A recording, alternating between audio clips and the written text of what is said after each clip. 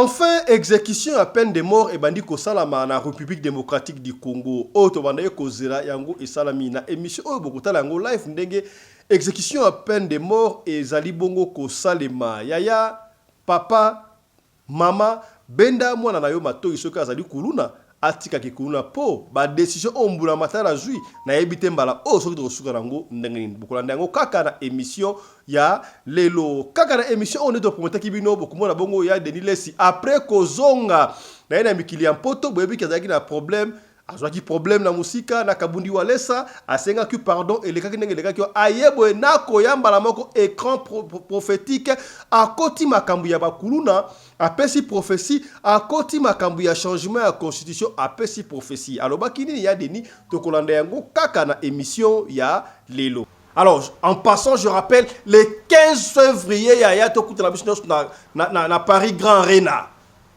Hein, Arena Grand Paris. Et pas wapi, Vangantama, les vieux Vangantama, ouais, l'ensemble de la forêt, à Kobeta, hein, retour ya roi, n'est-ce pas, Schengen. Ngai tata sedek na kozala wala le 15 février. Yo ozanga, tozanga, te surtout ya somba billet air yangoyo. Somba billet.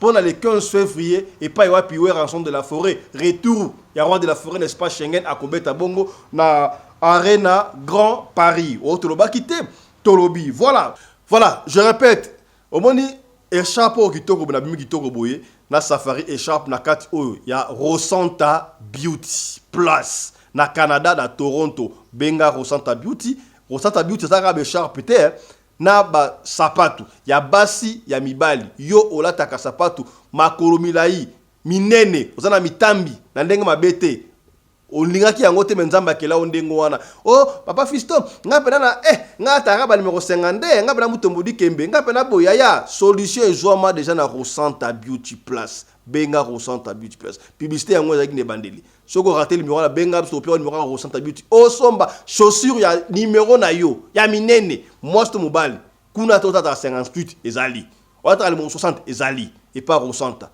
be sharp et amone sharp ki tobo moi safari mais mikolo bo betisco hein ba kondi ya Congo bo beta pena ba et sharp safari na Rosanta boye et sharp même chemise hein ko élégant vous comprendre tala ka ninga na bimi te voilà Rosanta Beauty.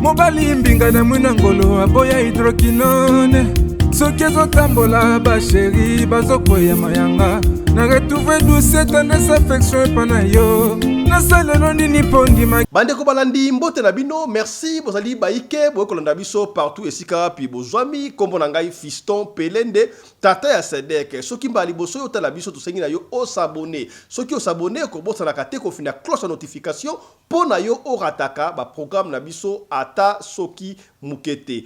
Bonne fête de nouvelles là à tous. Tu allez composer la mouke tikali quelques tiers seulement pour nato kende bongo na année na biso ya sika kasi bobo sanate ou besano le 31 p toko sala bongo na live munene na ba honorable na parlement choc to makamunio surtout ya vite sala toko sala récapitulation rétrospective ya année ndenge et les kaki voilà. Mbote bandeko balandi à Radio Lokoeda télévision bisika nyos tuboswami merci na fidélité pe confiance au wali ko continuer ko pesa na programme oyo yambo to tae sabino makambu oyo ya Denis alobi na prometa kibino makuluna oyo to benda mato epa ya bana biso bakuluna bakosuka mabe bakuluna une différence oui c'est vrai bashege belé ba yoko bakuluna mais il y a une différence entre bashege na bakuluna.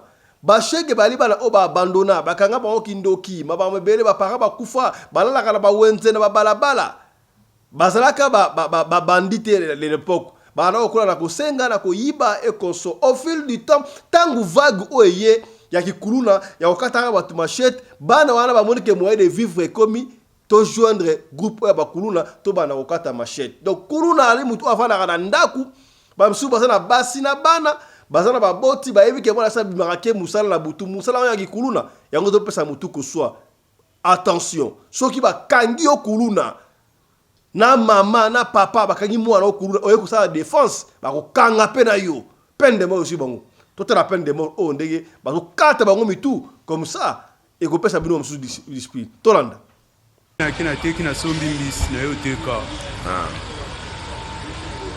ovandi wapi na Tumbumani Kongomani Yolot quartier Yolot avenue Tumbumani Tungumani numéro 34 bis commune ya Kalamu boka na bino Bandundu Bandundu ezaka lisusu te ekufa kala etikalaka ya ville oza mwana ville ya Bandundu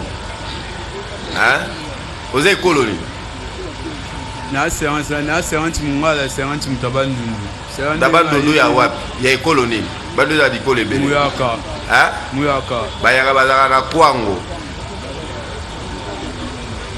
nana za muyaka epai ya bino papa to mama papa oyebi kwango alandela pena badiplomatie originaire du kwango merci et enfin Oheka Pembele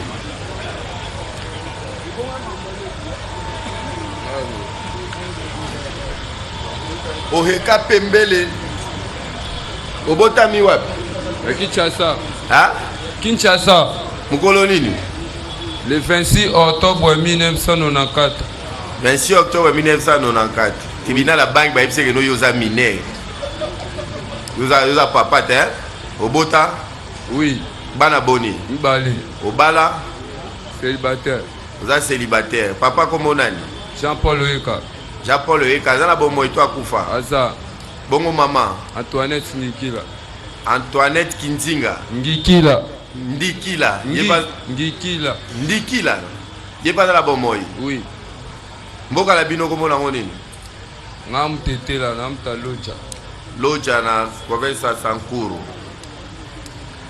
osalaka nini na mécanicien ya moto na mécanicien ovandi wapi na Bandalungwa avenue batetela numéro 10 wani na batetela numéro 10 na commune ya Bandalungwa oui. Je vous remercie. Le tribunal aura ainsi fini avec l'identification des prévenus.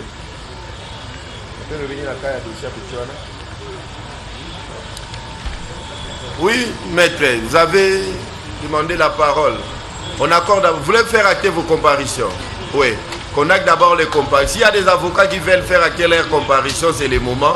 Parce que nous voulons entrer dans... Nous allons commencer les choses sérieuses.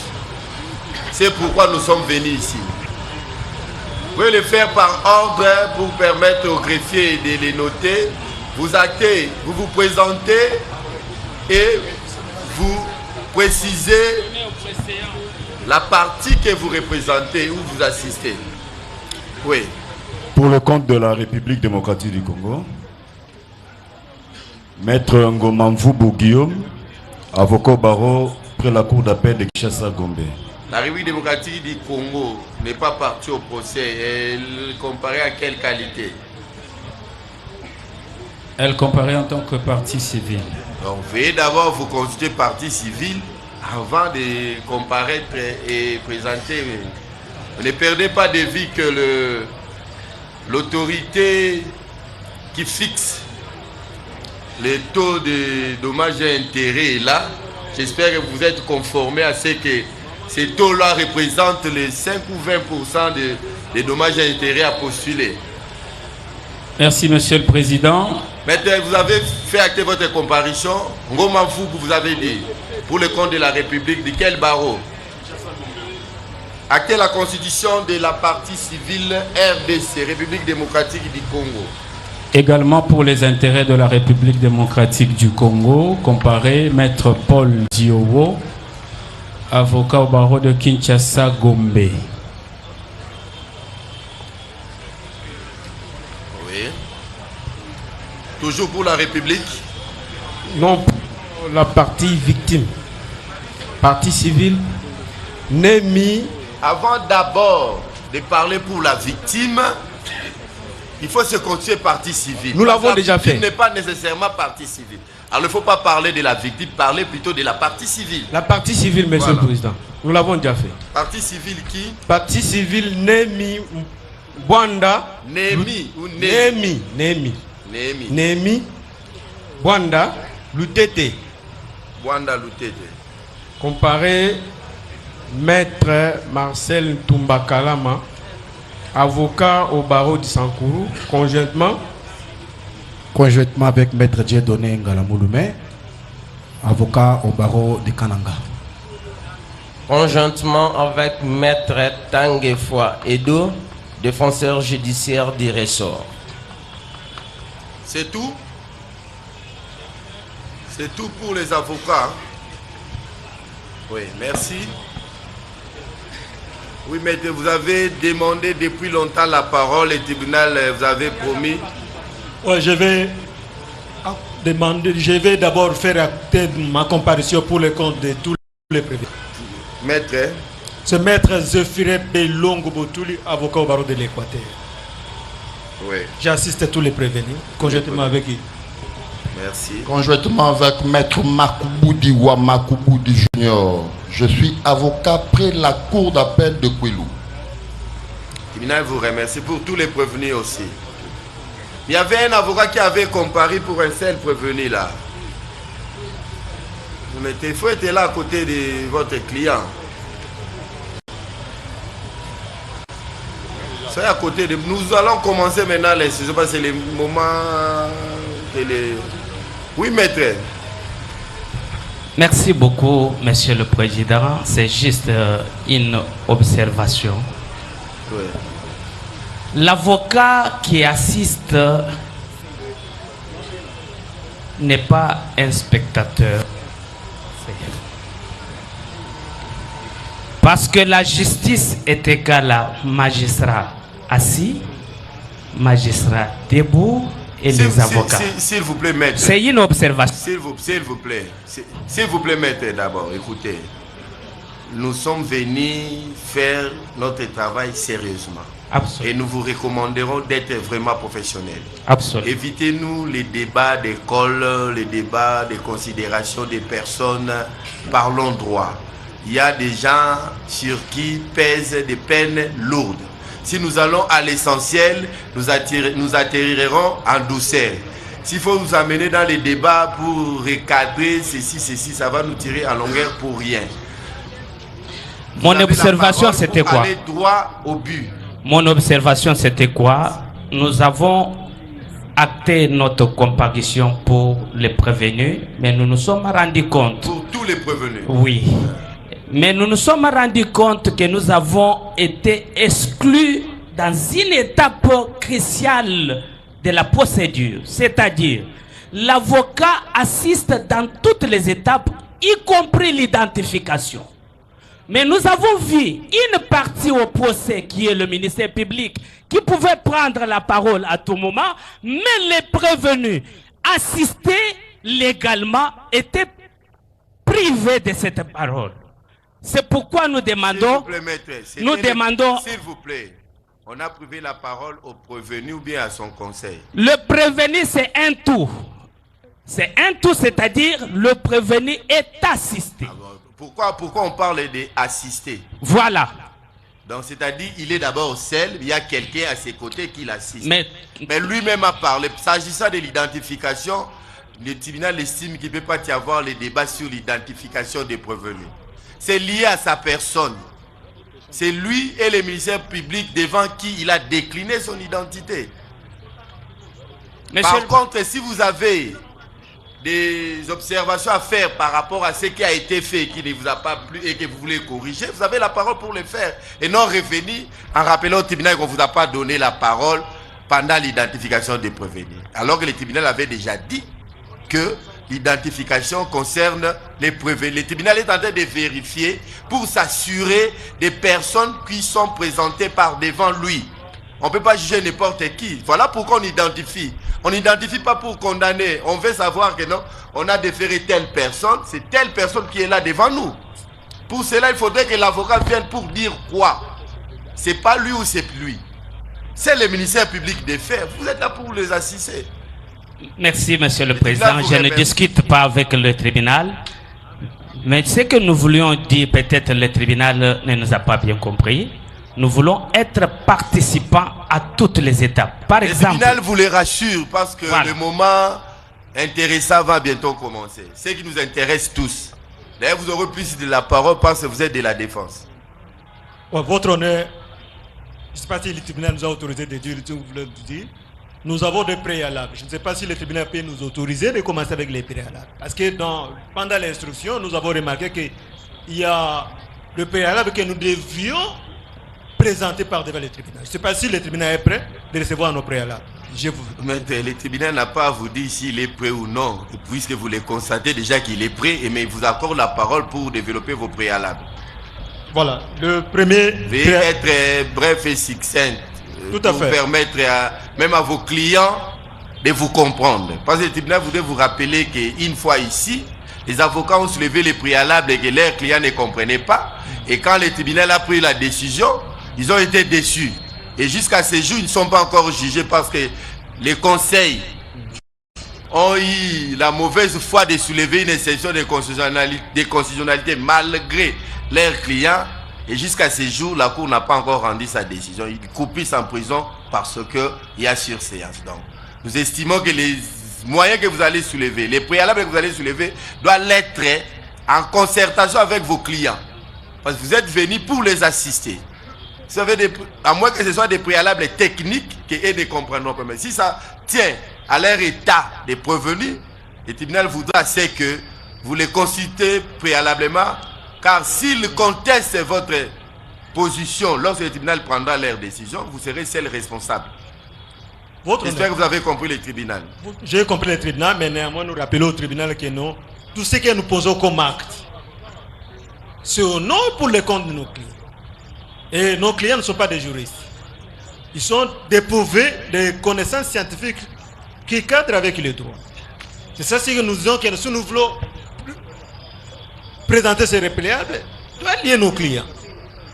Le premier préalable que nous voulons présenter... S'il vous plaît, permettez à ce que le tribunal procède de la manière suivante. Comme nous sommes en procédure de la flagrance, c'est le procureur qui nous amène ici. Il présente les faits. Peut-être à travers la présentation des faits, vous aurez aussi ajouté d'autres préalables. Laissez le ministère public présenter les faits, mise à charge des prévenus.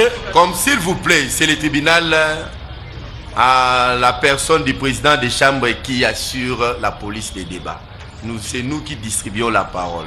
La parole que nous avons donnée, nous vous la retirons en vous proposant cette procédure pour aller vite. Le ministère public présente les faits et vous allez commencer par vos préalables et on va instruire. Il n'y a pas de... Nous sommes en procédure de flagrant, vous savez que c'est une procédure qui déroge à certaines règles d'un procès ordinaire. J'espère que le tribunal, vous l'avez bien suivi, il vous remercie pour votre maîtrise.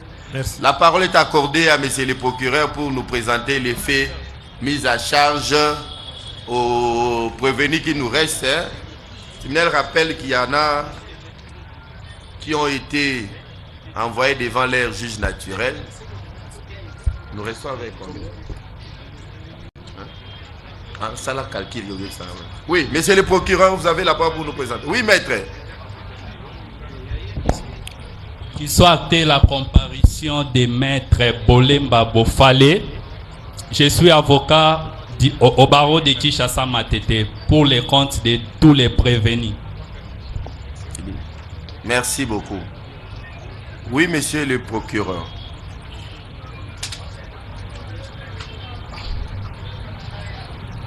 Suspend. Oui, on suspend. Non, non. Monsieur le président du tribunal de grande instance de Kalamou,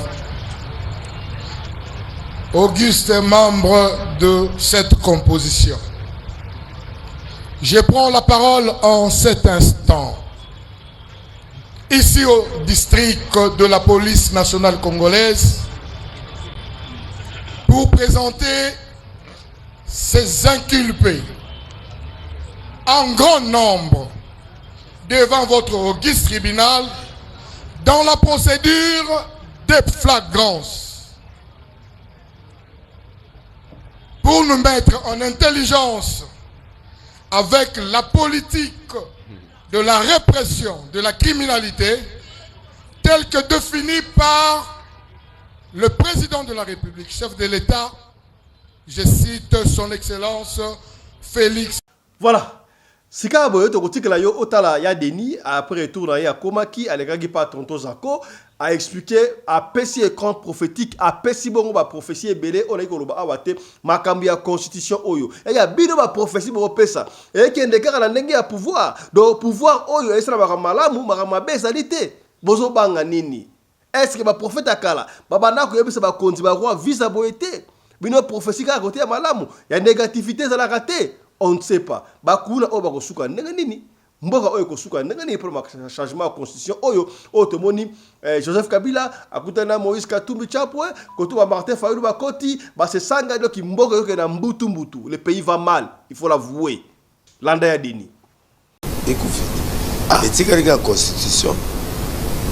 Constitution. Okuti batunyo so bayambi o bien. Batunyo so bayambi très bien. Église au côté on est na communauté au communauté dimanche oyakika kalamini na mardi na mardi donc on a kunaka dimanche. Ah, c'est très bien.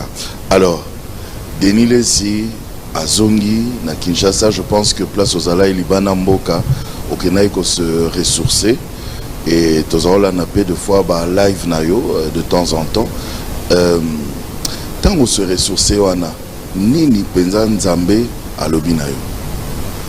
Bon, au moins na agitation ils trop avant que les États-Unis agitation même na Kenya agitation alors il fallait la consulter nzambe pour apesanga elan mususu.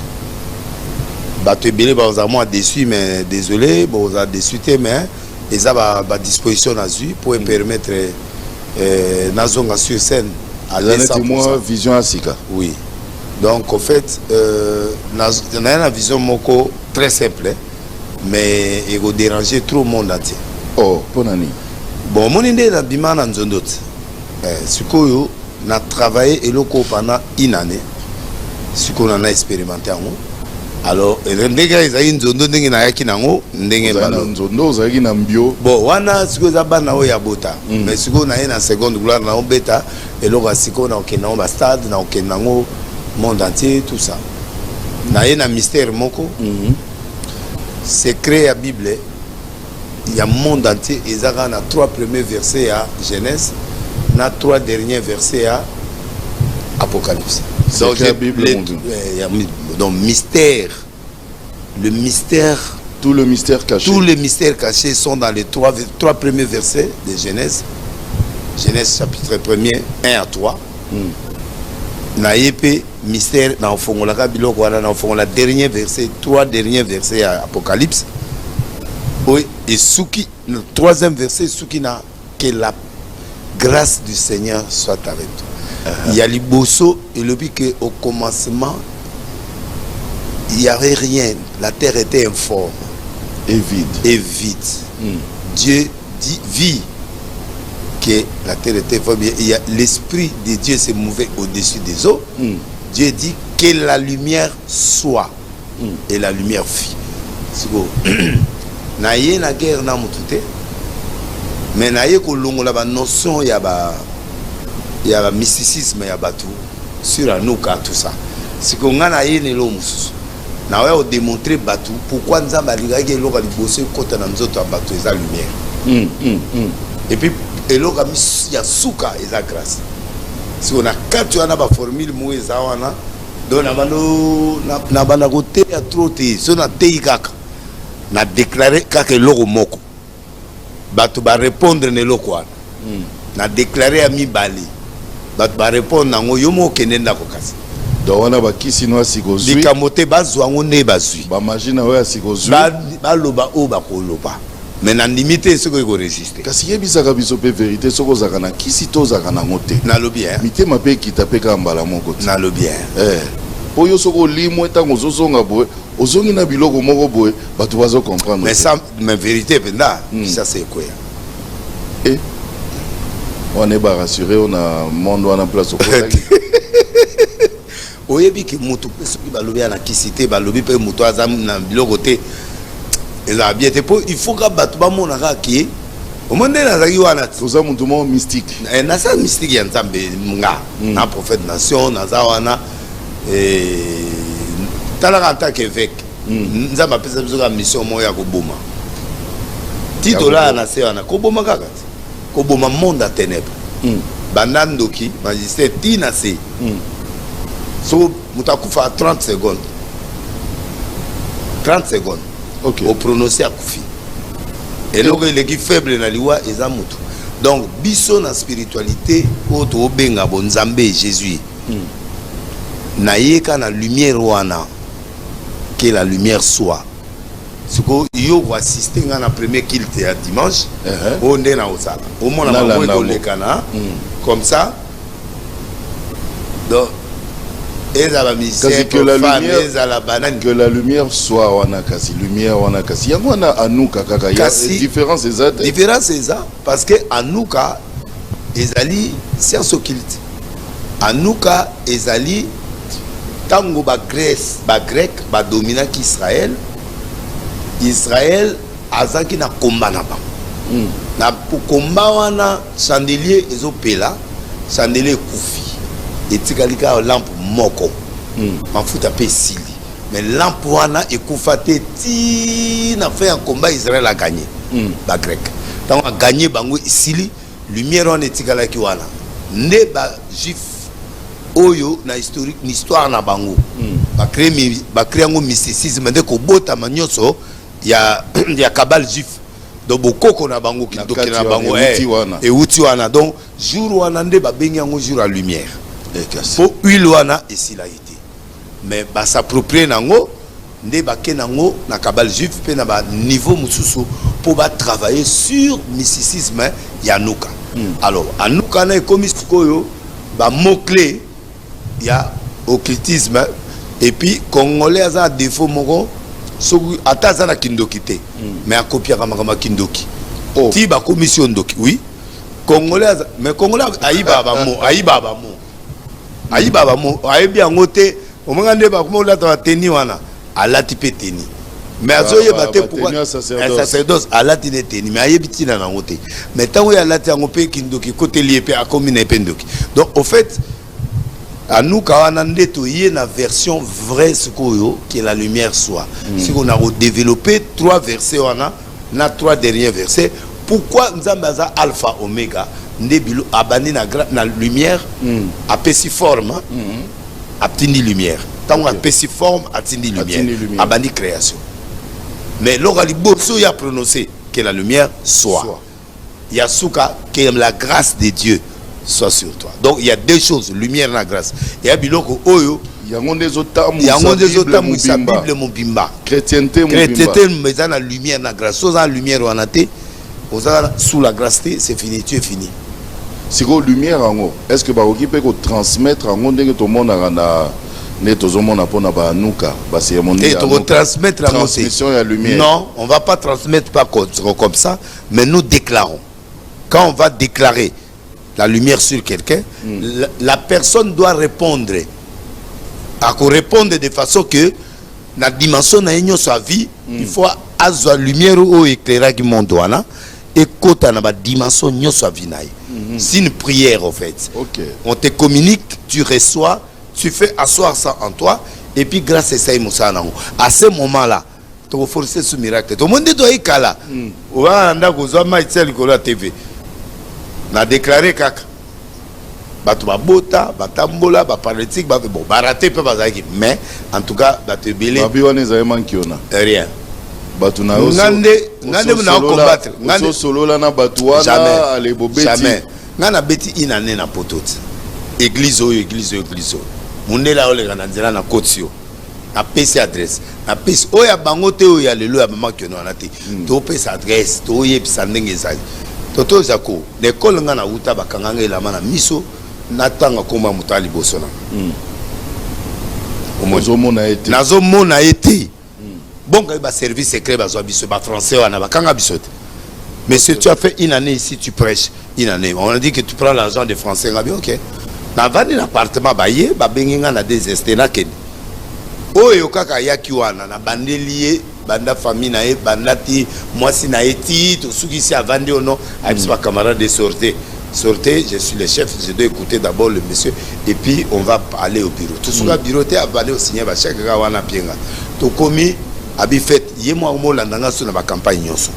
En fait bakanga ngawat ba service tant papa Kamila père à Kotaki bazinga toke na suka mboka kuna de laisse tu déranges trop mon cousin donnez-moi devant mon cousin donnez-moi le nom que mon père m'a laissé et j'ai écrit ça dans la Bible en crayon. La Bible elle est ici. Si tu récites ça, si tu récites pas, je t'arrête, tu es charlatan. La Bible est grave. Ça c'est trop simple, plus que même la simplicité. Mais n'a pas été. Parce que Daniel va les cas exercice voilà. Oui. Tout na Daniel. Mais ça ndoto to loti bungi. Mutu mususu loti. Muta loti. O rappeler ndoto ya bungisi. Mais o expliquer. Kasi biloko biso to kenda. Ya omoni ba passer rebelle ba ndimitant bo kene pas ba prophète. Bo sunga ba ngote. So e pas prophète c'est Nzambe na yo alobela. Bino yo expliquer de ba prophète parce que o aider. Yaka obi prophète. Parfois ba tuna siko ba tuni neti. Qui est Kassongo? Je vois Kassongo. Qui est Kassongo? Tété. Oh, c'est mon père. Tété. Sikoyo, bongote. Omoni, Moutoussa n'est pas prophète. Il faut prophète Yamonayo. Ayebiso déjà l'histoire. Oyo Yeli. C'est ça le vrai prophète. Yende Moutarotala. Il faut aller baper Kassongo. Il faut aller pas. Na yebisi Mokozi wana Bible non a créé un bakomi Joseph. Papa Nayo a dit que tu es Joseph. Il est en vie, hasard, né dans sa émission au boye, à Otalabiso. A Kwea, Penda, a Kwea. A Kwea, la seba munduki, na bisi muta munduki, so. Bon, na biso bimite olala, so, a blangi pa bimi. Wana na grimisa ki eme, na bi bima, po ayenga munduki na bino bima. Mukoza lali na seba konsibaza yowana. Tata wana telemi, habita la Bible, na nga yangoyo, voici la parole que mon père m'a dit. Laissez ces garçons tranquilles. Toquer retraite l'inter, ils sont menés retraite batoualia à 8h. Après beaucoup de jeunes, après beaucoup de la 18h. Et c'est pas les jeunes. Ouais, jeune. La Kenya n'a pas de lait au milieu, pas mourir dans la Kenya. Na testé, ba testanga et belé partout, ba échoué na ba. Parce que na senga nzambe après ça na schéma ya ville à Kinshasa, na schéma ya monte. Yoza journaliste têtu. Oza babi ba journaliste so ba yebi nzambe. Oyebinga bien. Oyebinga très bien. Tant on a zolo ba makambo ekoya eya. Alors moi je crois que Tonton Jaco anuka oya bango na anuko ya biso est différent. Donc pourquoi Dieu commence par la lumière et termine par la grâce, par la grâce. Donc voilà les deux versets on a travaillé pendant année oyo mobile. Dans nouvelle et vision. Et quand on dit ça va martyr et ton dit ça va tata Raphaël nazongeli nyonso nazongeli et anini par défi ou bien nzambe alobi nazongisa makamone na terepo bato ya fo bakoti trop. OK, oui, bato ya fo bakoti so do tiki bango ba omela biso. OK, oui, Congo ils ont souffrir parce que ba fo ba leke belé. Parce que ce qu'on on est peut-être par défi à prouver que na sali 9 fois ça de martyr. Et au salaire on 9 fois. Na sali tata Raphaël plusieurs fois. Na sali mama Sina plusieurs fois. Vélodrome oyo petit nanga oyo auto beta grand musicien auto beta. Na sala combien de fois. Ba veille to lemba. Donc ma kuto sala ba kill. Donc moi je crois que biloko lelo ba musicien ba ouela pour basa ba stade de martyr biso salango. Donc tu n'as plus rien à prouver. Je n'ai plus rien à prouver mais nazoya ko salango po nzambe azongisa batu na ye gloire ezonge pa batu. Donc asengi na PCP mbote na Patricia ba Manisa na Fortune Mabusa Sarabola wana ba bureau nanga bureau mabanga toujours. Oui. Donc tu comprendre que nouvelle vision, nouvelle lumière, lumière, sa lumière conformer donc création et puis la grâce. Wow. Parce que lumière est côté. Mouda on a bien. À su forme. Il a retué. À travailler bien. Et grâce et vandi. Au pas ma matinée. Na moi yo développé yo là mu tout au monde a levé ko beta won dimanche à bangay. T'es na beta. Non. Non mais t'as voté. Eza nouvelle vision nzama pesio orientation. Dimanche ba yo ganga na direct à dimanche bo yo ganga tout ça direct dimanche na page na nani obolanda ngo très bien. En tout cas, prophète Denis Lesinalinga qui to kota moi muke na makambo etali mboka yango na lingité ba journaliste bolandanga boyelanga o nde nini concert ya musicien boyena musicien boy na lingi sute o boyo omeka kutute mikolo yo aneyo na lingi sublo wala kasi yo sute na bango naza de Noé na soutenir bango na CC na mamobele na soutenir bango mais boya sous question théo nani na likinadité o nani oyo abetaki awa abeti mpiaka boya te wala bokende pa ba porte parole olingiso ba analyse on a te na lingité yo papa ba warrior na lingité olingiso te na lingi faline mwana nanga na prier pour na ye alinga pe nani obi olingi pe ba warrior oui na lingi bango na lingi ba tout en tant que arche de nous mais na sali ki arche belé siko na vendre sa parole na ba miracle en tout cas. Boya te awa nazolo ba biso ya boya te obandika question na telemi. Bayoki nga. Alors, nangi tokota na makambo etali mboka mikolo moi makelele makasi autour de la révision de la constitution nenge chef de l'état lobaki que eza il faut pas revoir en parce que makambo eza na kati kuna ezo permettre biso te en tant que mboka to zala peza bientôt ça makambo na biso na lolenge biso tozo sepela nango. Alors yo o prophétisaki déjà na makambo wana ya révision yo loba même changement ya constitution okenaki même ti musika olobi même que le chef de l'état akovanda même ti ataba 27 ans sikoyo mutuna munene zawana balobi Denis Lesi est-ce que il était dans les secrets de Dieu tango makambo wana ezopesama yango batindi ye aloba ebimaneti kaka prophétie ou alors constitution wana penza révision nango eza pour justement mokonzi oyo ya mboka avanda 27 ans yo lobi boni. Bon omoni batu mingi na Congo balandaka évolution spirituelle te ba prophète ebele basala bantidate biloko na TV so événement yé akeko sa émission moko malekisa ngo ya 2 ans mais prophète moko pe alobaki yango makama constitution ezaka yo te yoka baka na courage te bayaka soki ese bimi ngana ye après balobaka élection ekozala te j'avais dit l'élection sera là baloba ebele bato bayebi na sakola liwa ya musée na sakola biloko ya braza na sakola bato bamona ndenge esalema yo yebi bon en fait tant au président le seul président oyo na s'attacha qui n'a ependa trop te eza président Félix bien que to sololaka bien que na yebi mais on a s'attacha qui te Mobutu grand frère Zayoana conseil les restes la famille était Mosé Nazaraki wana Raïs Aye Tozaïwana yekutu ebele lisusu donc oyo nde na kota itote na lingai nazala plus spirituel tant on a ça la campagne na LC na Paris campagne wana mutu mo aya ya ye na yebisa e président omoni mon président oyo Tshisekedi akoma président tozala été te boza été na kutanaka pe na mokonzi azangi avant ye na yebisa ye ke ozala président Kabila azala président oyokenga tozala te bozala te mais azo bango na oloba na TV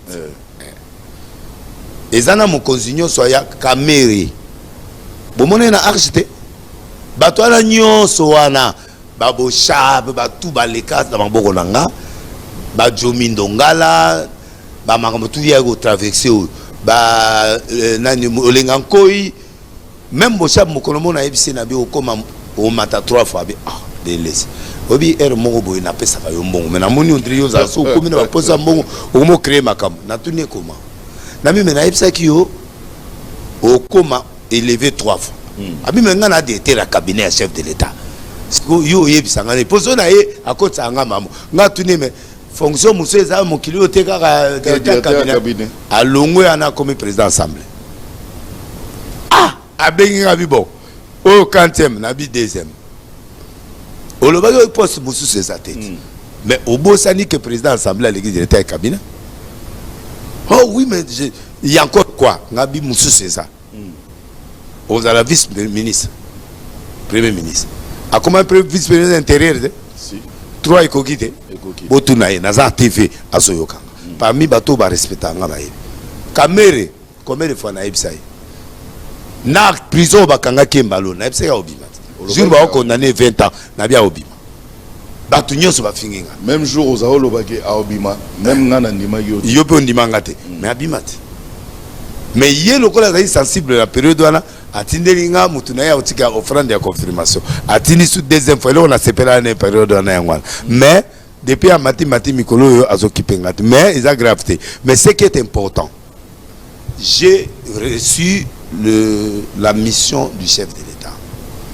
Félix Tshisekedi azali na mission moko même yemo ayebaki OK omoni na bana na nyonso wana bato mayele ya ba haut niveau bato baza mais azana intelligence innée omoni ba intelligence ba Joseph bazali na ba kota ba classe T na benga ngo l'esprit supérieur c'est une dimension spirituelle il y a intelligence où ils a fonctionné et fonctionnera en fonction ya ba besoin na ba ndenga ko résoudre ba problème alors il a ça c'est l'esprit supérieur oui OK la deuxièmement l'esprit supérieur est au peso ba capacité mais ekotiko berer ebele ça les mapo et apprendre ça dit nzamba gotiko na certaines erreurs mais berer sentimentale omoni Joseph mais soko za l'esprit supérieur on a boania pesa munene mais Salomon a senga sagesse a été l'homme le plus sage du monde mais a découvert que Kazana basi 1000 c'est ça a commis à 700 concubines na 300 femmes andimi pe banzambe na bango akeko fukama mais a senga sagesse. Or sagesse c'est la modération dans les actions qu'on décide. Abosani ke bato aloba la crainte de Dieu.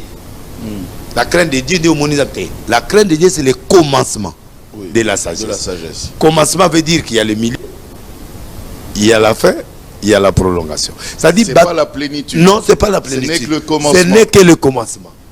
Yango mona begizi muzuka botika lisumu ekobo do lisumu na bango ekobo mais siko bazo bosana keza na biloko mususu ezali andero yekobo onzambe passe par la ngote tu vois alors le président a la sagesse qu'on appelle l'esprit supérieur et Dieu l'a laissé enseigner 2 fois premier enseignement ezali période à papa nae qui était une école primaire base aye kozwa tanga komi yemoko président nzambe abandi ko apprendre comment gérer lui il est différent de David oyo abandi ko gérer ya banyama na zamba yemoko lui n'est pas passé par la forêt davidique mais il est passé par le trône na partie à trône qu'est-ce que l'entourage, qu'est-ce que ceci à mon pendant 5 ans au moins la période où ça kota pendant na eloko to benga consultation ba camarade ba vandi ba tsema bon na poche ba to fâché oyebi eza école image wana ba école parce que nzamba zo apprendre la patience yeba beti kara mais okoko beta mutumbatati na ero wana pe dote lui dit bon ça nga tout ça na tongo remanema pesa mais aye amoni pe balali musu babandi abeta on kara Yé, mon président, Dieu les rattrapera. Maintenant, les gens n'aiment pas ça. Lui vit dans Dieu va rattraper ces gens. Et il est faible, il est ceci, il est cela. Ndé yo moni 5 ans on a il y a eu beaucoup d'erreurs où il s'est mis tout autour de lui. Va faire perdre temps. Mais temps on a va faire perdre et pécier enseignement na grandeur. Parce que l'école de Kibomango spirituelle est école nzambe yemozo forger yo selon méthode ya mboka na selon ndenge ya okende. Bato apesa ki ata chance ayi na net. De rien, il est devenu ce qu'il est devenu. Na lobby na ye, même Roland Dalo a lobby que un des rôles oyo président Félix Aoussana Mboko yo ezali ya kotia socle, base, il y a développement, base, économie, base. Effectivement, parmi Rolo Nzamba Pessier, il y a rôle, il y a socle, il y a développement, socle, il y a spiritualité, na Katia Mboka. Il est le seul président qui a mené, nous avons été tous au stade, il a confié. Et le monde du science occulte, ma collègue n'a un monde entier, ma science occulte, c'est ce jour-là qu'il a creusé sa tombe pour son pouvoir. Le jour où il a pris le pays Congo pour le dédier à Dieu. Tokenaka biso nyonso naba konde toke biso naba marini mbula mwe beta biso de 12h et 18h to sakramboka te to lela la se mbula mabanga papa tokende kaka chezate jura au président il fallait besoin na bombongo bazwaka kaka boyo kazi passer bazwaka te bazwango to zwaka voilà c'est Raïs ko Raïs to liat donc na sina loba eloko aussi loba alors tout qui mais et pesaka ekanda jura parce que batu baba tonda tina débordement mais Dieu n'était pas content de cette histoire.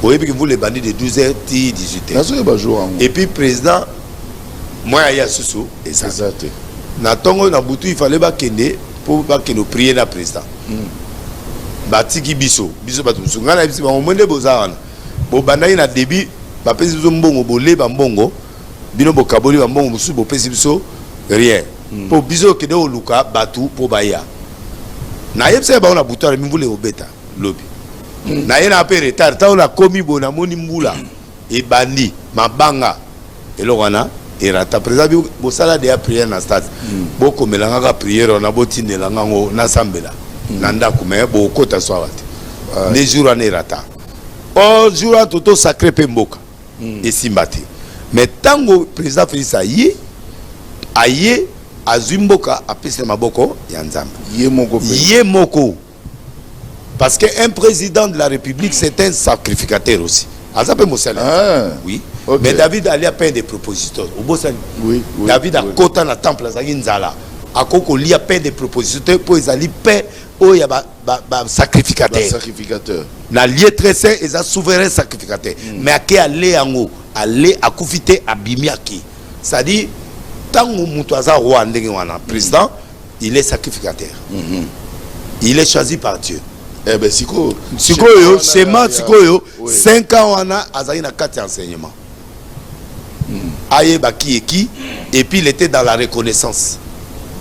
Il était en train de remercier certaines personnes qui lui ont fait du bien dans la vie, croyant que ce gars reconnaître bango abana musala mais eke na bango bake na erreur en erreur.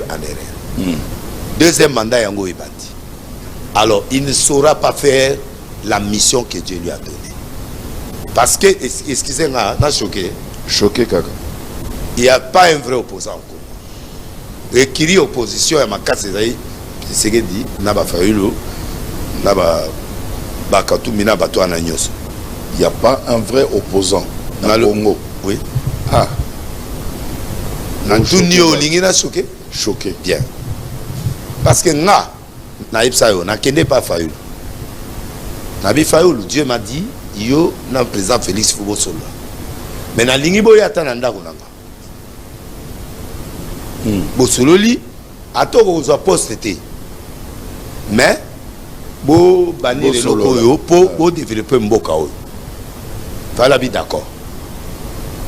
Kene na kankuna. Na kena ka président.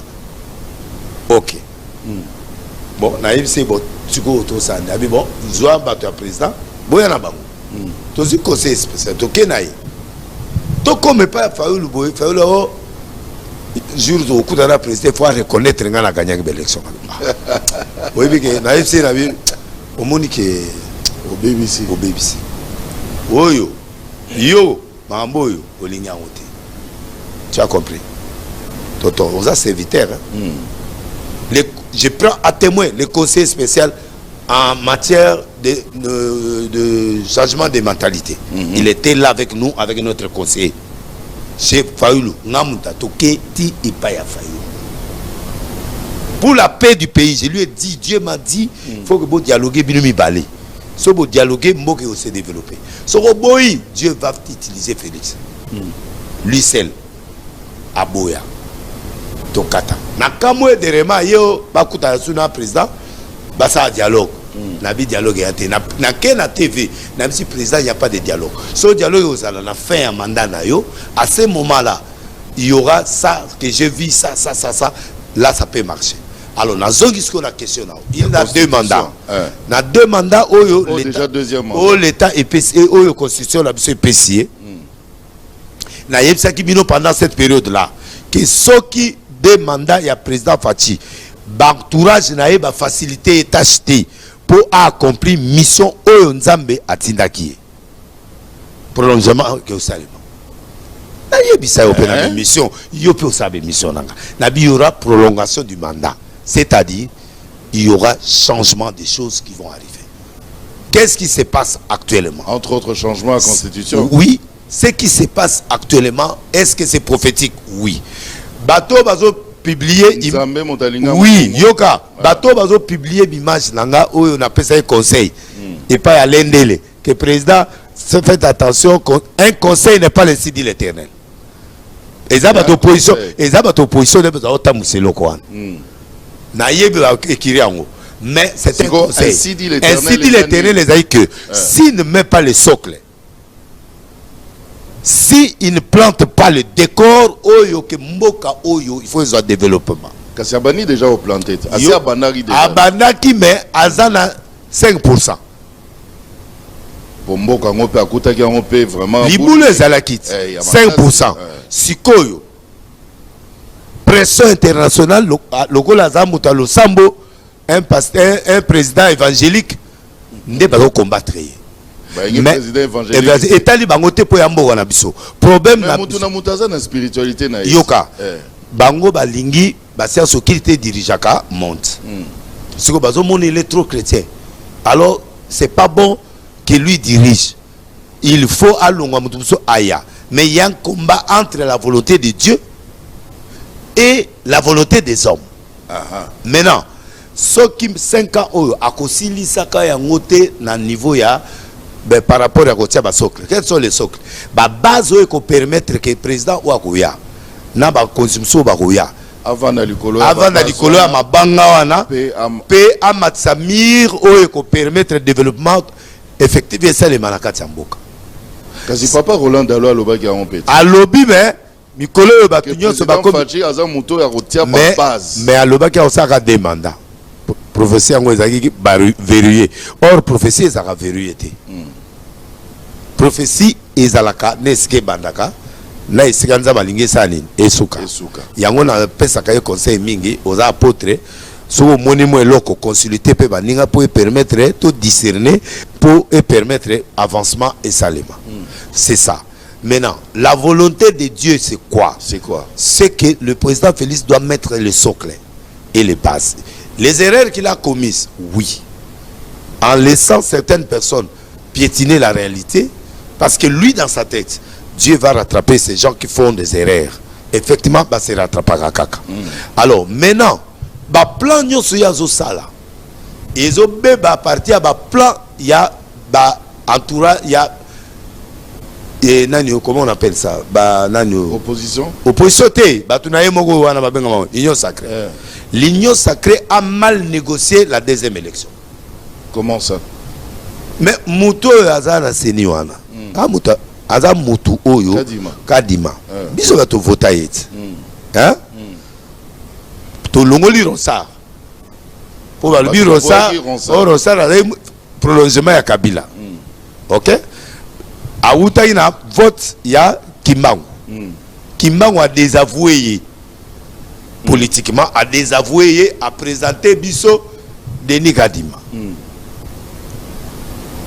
mutalongolaki Ronsard ezanani mutakimbato Kimbangu ok parce que l'église est cotipée la politique oyoka makomena webiso nazoyoka église ya kala tozali libanda totala mais siko biso to koti église ekoti politique te nazoloba mpo bato bayokanga bien Ronsard alongwe ye atikali ntango président Kabila azalaki na pouvoir batie nani oyo komone bato de nyonso atiaki wana mais azali bamajorité na ye apete nyonso azwi yango siko tokene élection oyo ce sont les amis du président Félix qui voulaient pas que le président Félix avec les DPS et des partis alliés aux 3-4 les amis du président Félix. Ça dit parti oui parti honnête et ça vrai allié à l'IDPS parce que la majorité parti au pouvoir c'est l'IDPS. C'est l'IDPS qui doit avoir 300 députés sans négociation. Allié 3, 5, 10, 20 propose à la montée ou bien vous en a IDPS a 250 députés comme ça 150 des avis mis alliés direct mais la majorité a voté loi sans implorer quelqu'un. Alors ceux qui te le triquer président président Dieu m'a parlé IPC président yo zala candidat qui a biso yo koza candidat IDPS aux diminuer mais ça c'est la magie spirituelle et politique. Comment mutufa za na base nde na sa makelela na mwa bato na ta 30 baza l'église oyo bako finga nga mutafinga ba défendre mais quand tu n'as pas une base alors ba sali ke ba panza IDPS yango moni ba parti nyonso ezaki tout autour ya président de la République ba yemsi président tolingako kandenge tata na wazaki abandu na tata za olo bakmumbu Kabila tolingo akenda azawa azaka journaliste boye papa comme roya oui bien nani azaka na côté ya bulungu na so ba côté wala kike pour ça no sili bisote voilà ba yé pas président na même discours. Oh président il fallait consolider IDPS ouais kina Kabila désir voilà désir nécessité. Oh, IDPS a 251 députés. Lelo makambo changea. Mais bango basali que basala kiso bazoba. Ça dit IDPS 30 personnes, IDPS 60 personnes et oyo 30 20 tout ça pour basa majorité.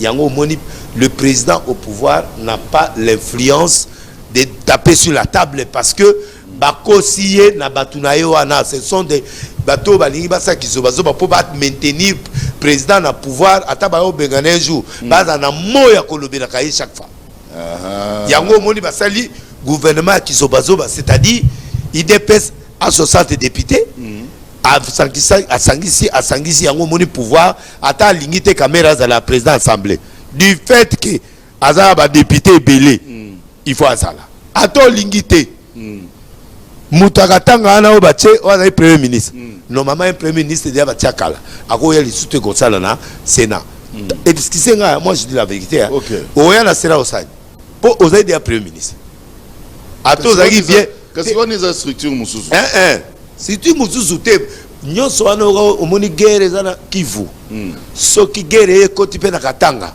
eza bien te po muto akozala na assemblée soka za muta Kivu totia na Sénat mutakatanga pour te conserver Katanga. C'est lui qui protège les frontières, c'est Dieu. C'est le même Dieu oya pesa qui est à consacrer Kimboka. C'est le même Dieu qui va prolonger sa vie. Bato bazela qui ba maladie naie abela kufa. Bato bazela qui mais Dieu transforme tout. Bakare kufa qui na ba chauffeur naie tant ba kena Kivu. Ba beta masasi. Mais chauffeur a que mais président Félix est là.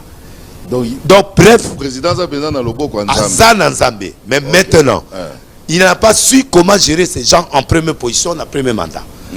nzaba formé siko à comprendre mais ayo comprendre ndamo na deuxième mandat omoni zoka omoni ne ba trahir bango moko ba mipesi ba po ba gérakai tant ba sangani ba kombi fort alors le président maintenant il est obligé de composer avec tous ces gens pour qu'ils décident baza majorité mais majorité partagée et ça il dépesté mais ceux qui dépèsent les roto loba makamo ya ndengo yote yango zomona ke ba faiblissa qui dépèse yango mona ba parti mususu et yé pende bomi dépèse ba comment proposer ba to ba mbongo ti o mona idépc et comment qui diviser c'est quoi ainsi l'éternel mon cosimo idépc à la prison à celle elle est partie ba misu ba kenda na ba tata o azala premier ministre kala ona la tamanete wana ni papa o wana oyibi te mboso te mboza batuku na sepela ga zalati lelo po ingeza mamuso ingeza ti lelo te poani mais ils ont monté maman c'est compliqué au moins t'es président pour t'es mbosa en ambition t'es batiaka et on donne pas l'argent à l'adversaire c'est-à-dire on ne peut pas mbandana yo ko sombe évidemment et c'est pas comme ça mbanda il y a des mbanda officiels il y a des mbanda officiers Moutou a candidat net caméré a candidat ceux qui changement conseil santé a candidat en 2028 mon collègue le bateau chargé constitution on dit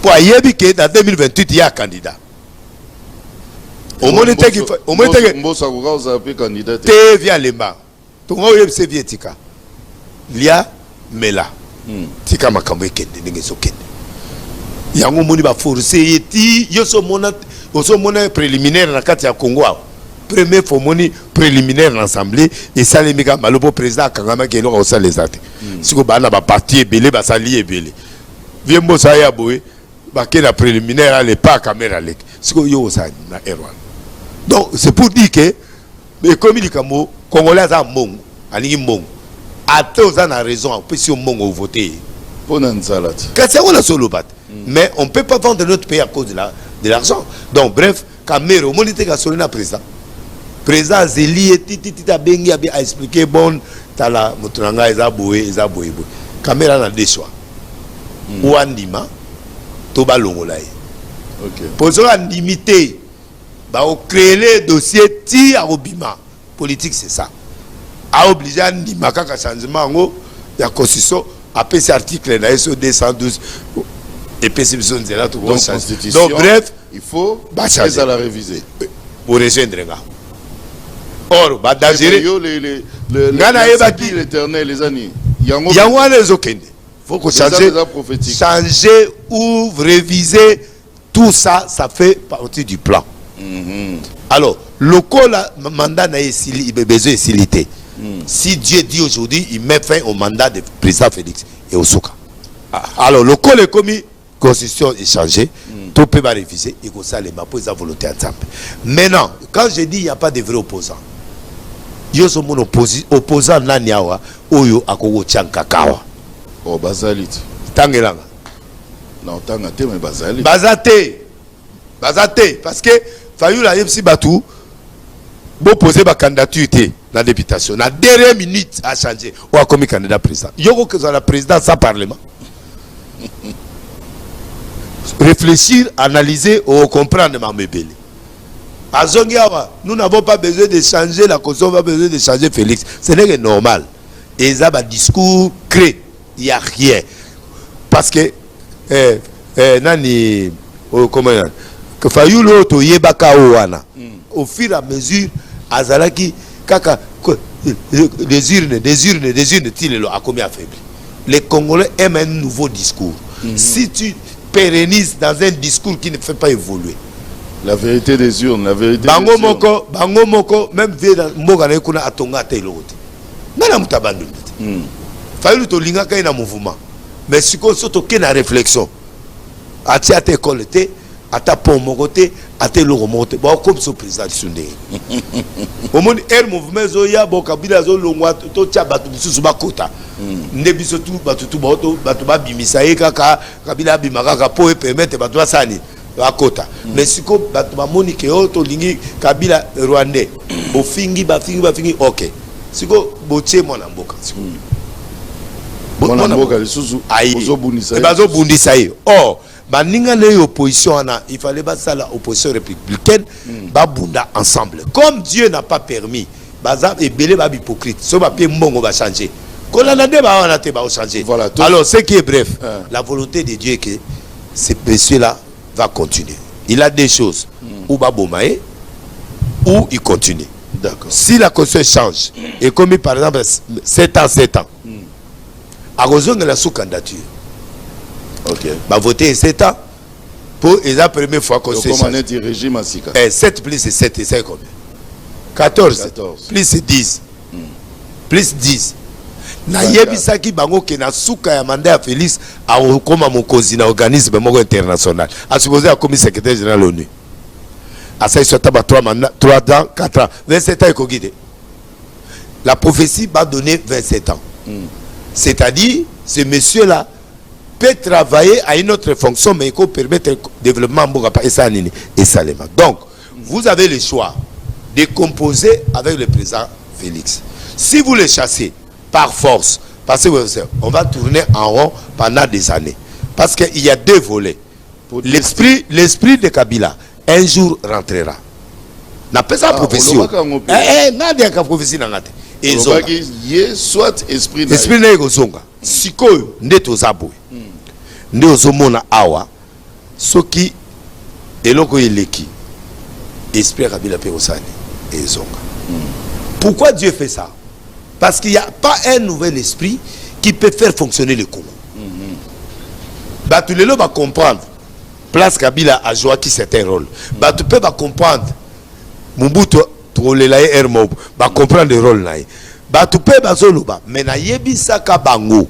Et bien Mumbuto esanini ezonga. Tant que Gozali Banda Yamboka, le Congo sera dehors. Je sais pourquoi je dis ça. Un jour tu as ton émission, tu ozonga. Donc président Félix est encore là. Et puis, on a un président. So, ça discours, tout va tourner aux questions de politique. Comment on a raté que ce qu'on continue? Il faut continuer pour nous avoir sur mission. Pour nous éterniser dans le pouvoir. Problème. Non, c'est la diplomatie, il faut zapper diplomatique. Bon côté, il faut solo là, batu ba yebi na bango, batu ba na mission nzambe. Ba yebi ke mutwana azali nano. D'accord. Même Laurent Dalo Roland Dalo Batunaïda Batouana Balingité, mais le président Pachi doit finir sa mission. Yango Moni, le monde commence à faire ceci. Babani fausse campagne côté moi si ne ba sele la kamutu pour ba disqualifier. Oh bodio et bimi boy. Oh lo mo eza boy. Oh boy pour baba na disqualifier. To yebibino wa disqualifier Maman Denise. Baba no sala tout ba disqualifier président. Santé boyna boy na belarate. Même ngana ya ka des jours na beli. Donc au fait a oku fandete. Na yebsa rabino que président a oku ya boy maladi mo boy mais a oku fati. Au mona tango akende lo ka kingo azonga. Ba finga nga yo ndoki mo ka professionnel zaka maladi akenda. Ayela biso lo na kingo. Il a des problèmes de santé aussi qui est normal parce que voilà.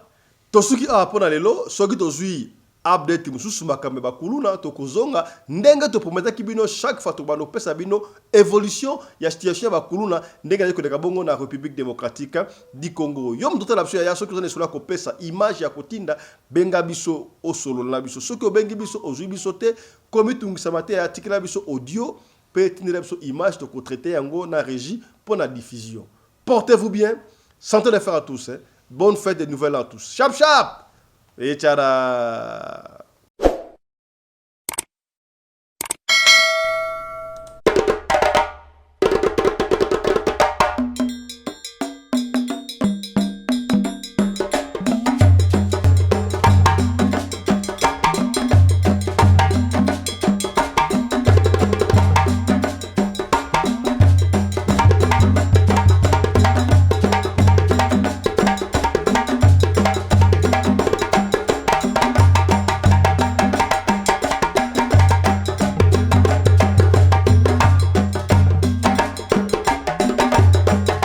Mbinga na mwina ngolo aboya hydroquinone soki ezotambola basheri bazokoya mayanga na retrouve douce tendresse affection epa na yo nasalelo nini mpo ndimake na kupendaka sana